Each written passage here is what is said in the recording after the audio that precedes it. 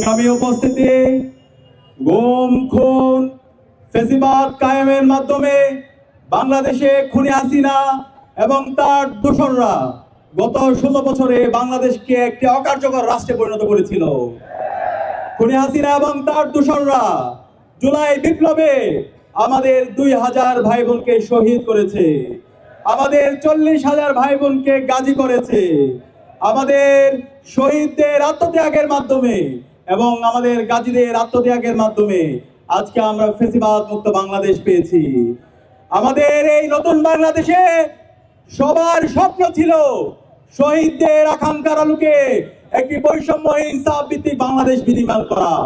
এবং গত 16 বছরে বাংলাদেশে যারা ফেসিবাদ কায়েম করেছে, যারা গুম খুন আইনাগর তৈরির মাধ্যমে বাংলাদেশকে একটি ব্যর্থ রাষ্ট্রে পরিণত করেছিল, এই খুনি হাসিনা এবং তার সকল দোষরদের বিচার হবে।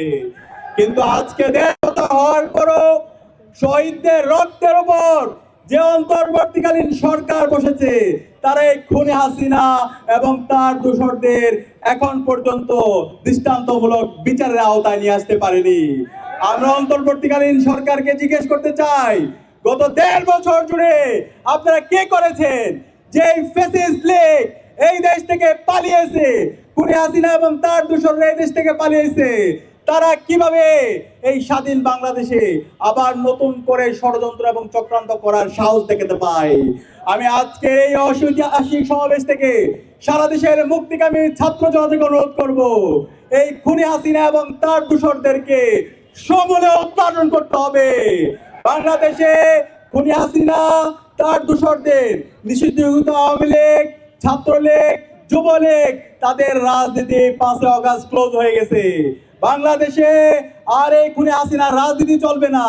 খুনি হাসিনা এবং তার দোসররা বাংলাদেশের স্বাধীনতা সার্বভৌমত্বের জন্য হুমকি। এদেরকে যেখানে পাবেন সেখানে তাদেরকে থানায় দিবেন, তাদেরকে জেলে দিবেন।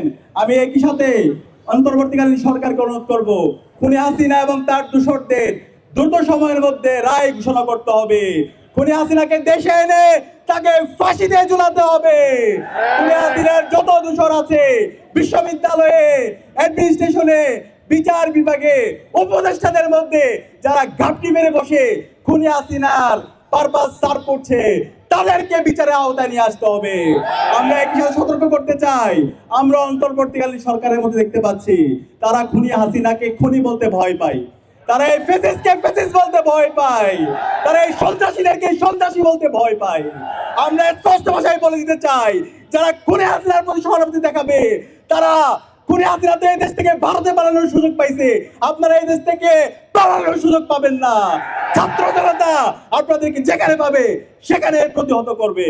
একই সাথে আমাদের এই শহীদরা জীবন দিয়েছে আমাদের এই দেশের রাষ্ট্র সংস্কার করার জন্য। আমাদের যে ফ্যাসিবাদী কাঠামো আছে সেই ফ্যাসিবাদী কাঠামোকে ভেঙে চুরমার করে দেওয়ার জন্য আজকে ঐক্যমত্য কমিশনের দীর্ঘদিনের তাদের সভা মিটিং শেষে আজকে ঐক্যমত্য কমিশন থেকে রাষ্ট্র সংস্কারের সুপারিশ এসেছে। কিন্তু আমরা দেখতে পাচ্ছি বাংলাদেশের নিজেদেরকে একটা বড় দল দাবি করে বিএনপি, তারা মেজর সংস্কারগুলোতে নোট অফ ডিসেন্ট দিয়েছে। আরে ভাই, রাষ্ট্র সংস্কারকে আপনারা চান না? এতদিন 31 দফা বলে বহু সংস্কারের কথা বলছেন, এখন যখন রাষ্ট্র সংস্কারের কথা হচ্ছে এখন কেন ডিসেন্ট দিচ্ছেন? আমরা হুঁশিয়ার করতে চাই, সাবধান হয়ে যান। ছাত্র জনতা ঘুমায়নি। জুলাইয়ের মাধ্যমে যে প্রজন্ম তৈরি হয়েছে তারা আর কাউরে ভয় পায় না।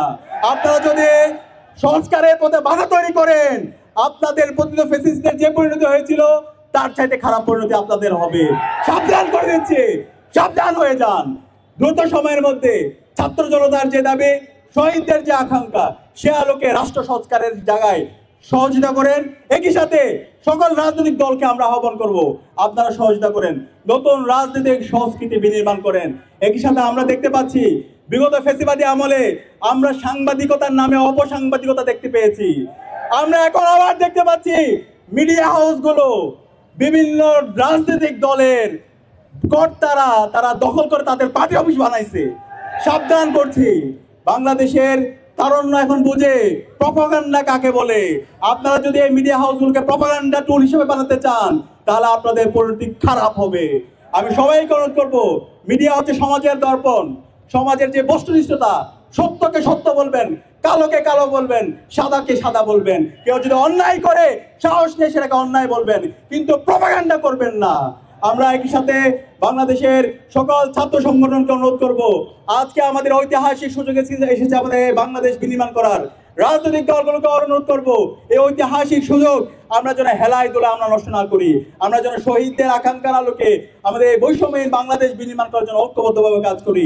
আমি আবারও বলছি, এই খুনি হাসিনা এবং নিষিদ্ধ ছাত্রলীগ, যুবলীগ, এই সকল গণহত্যা এবং শিশু হত্যার বিচার এই স্বাধীন বাংলাদেশে হবে। খুনি হাসিনাকে দেশে নিয়ে এসে তাকে ফাঁসিতে ঝুলাতে হবে। একই সাথে আওয়ামী লীগের যত দূষর আছে তাদেরকে যেখানে পাওয়া যাবে তাদেরকে প্রতিরোধ করতে হবে, তাদেরকে থানায় দিতে হবে। রাষ্ট্র সংস্কারের পথে যারা বাধা হবে তাদের বিরুদ্ধে আমাদের প্রতিরোধ চলবে।